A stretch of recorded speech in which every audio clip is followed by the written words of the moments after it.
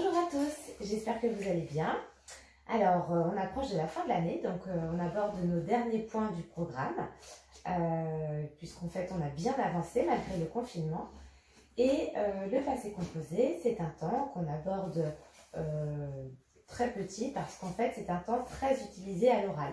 Donc dès le CP-CE1, on apprend quelques petites règles sur le passé composé, et tous les ans on peaufine un petit peu. Donc, le passé composé, c'est un temps du passé, hein, comme son nom l'indique. Alors, petite expression pour déclencher une phrase au passé composé.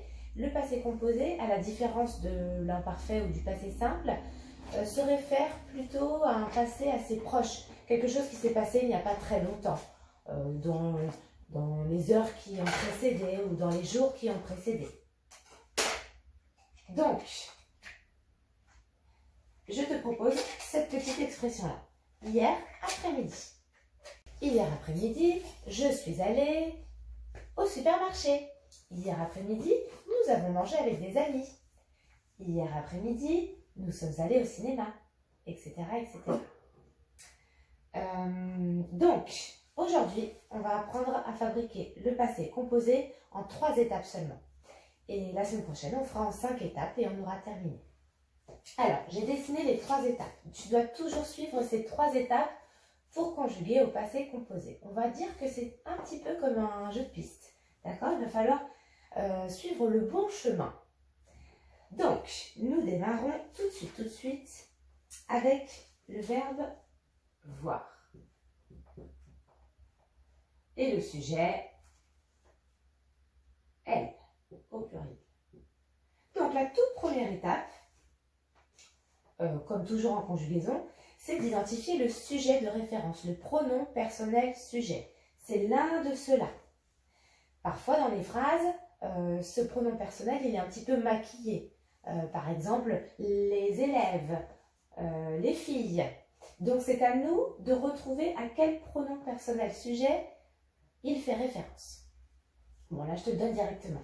Donc, on fait notre petit jeu de piste.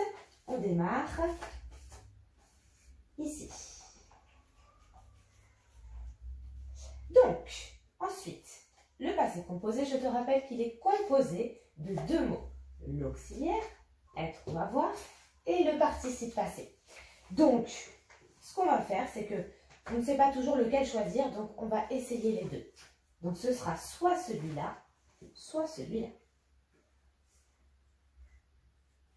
Soit sont, S-O-N-T, elles sont ou elles ont. Et ensuite, on est sur le verbe voir. Là, il va falloir absolument reconnaître le groupe du verbe afin de choisir la bonne terminaison du participe passé. Voir, ça se termine par OIR. Tu reconnais que c'est un verbe du 3e groupe. Et regarde bien, dans la plupart des cas, on ne fait pas les cas particuliers aujourd'hui, nous avons le choix entre I ou U. Donc, on va essayer les 2.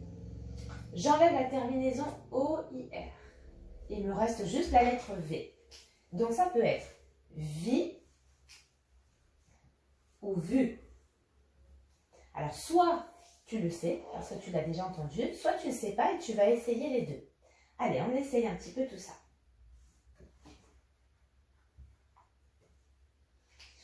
Elles sont vie, elles sont vues, elles ont vie, elles ont vu. Normalement, tes oreilles t'aident et t'indiquent qu'il y a une bonne réponse dans tout ça. Elles, donc ça sera donc l'auxiliaire avoir, elles ont vu hier après-midi, elles ont vu un film au cinéma, par exemple. On recommence avec un autre verbe. Allez, exemple suivant. Je te demande de conjuguer au passé composé le verbe dormir avec le sujet papa. C'est parti. On a dit qu'on faisait ça en 3 étapes. Donc, il ne faudrait pas hésiter à utiliser ce schéma sur un cahier brouillon ou une ardoise et faire toi-même ton petit jeu de piste. Donc, papa, ça correspond à quel sujet? Papa, il est tout seul. Donc, on est dans un sujet au singulier. Papa, c'est masculin, donc c'est il. J'ai trouvé mon sujet. Étape suivante. on va sélectionner l'auxiliaire être et l'auxiliaire avoir pour essayer les deux. On verra bien lequel fonctionne le mieux. Donc ça peut être soit il est ou il a. Et ensuite, on arrive à la troisième étape. Je dois fabriquer le participe passé. Pour fabriquer le participe passé, je dois identifier le groupe et ensuite enlever la terminaison. Dormir, en ce moment nous dormons, je n'ai pas entendu ils sont, donc même si je vois IR, attention, ce n'est pas le deuxième groupe, c'est donc le troisième groupe. Je suis ici. Alors, on aura donc le choix, en enlevant la terminaison, entre dormi et dormu. Là, tout de suite, je suis sûre que tu entends la bonne réponse. C'est dormi. Alors, on refait notre petit chemin. Est-ce que c'est il est dormi ou il a dormi? Alors, oui, tu as raison, c'est il a dormi. Très bien. Tu dois conjuguer le verbe entrer au passé composé avec ce sujet-là. Petit nuage pour t'aider à déclencher la phrase au passé composé. Hier après-midi, le maître, etc. Allez, première étape, le sujet. On identifie rapidement que le maître, c'est la troisième personne du singulier masculin il. Je prends la ligne correspondante, l'auxiliaire être ou avoir. Je te rappelle que l'auxiliaire être ou avoir, c'est simplement le verbe être ou avoir conjugué au présent. Donc ce sera soit il est, soit il a. Et ensuite, j'identifie, troisième étape, le groupe du verbe ER. Je vois tout de suite que c'est un verbe du premier groupe. Donc, je remplace ER par E. Est-ce qu'on dit il est entré ou il a entré? Je suis sûre que tu entends la bonne réponse. Il est entré. Très bien. Cette fois-ci, tu dois conjuguer le verbe courir avec ce sujet-là au passé composé. Hier après-midi, vous, en deux mots, auxiliaire plus participe passé. C'est parti, petit jeu de piste. Première étape, le sujet. Il est déjà identifié, c'est la deuxième personne du pluriel.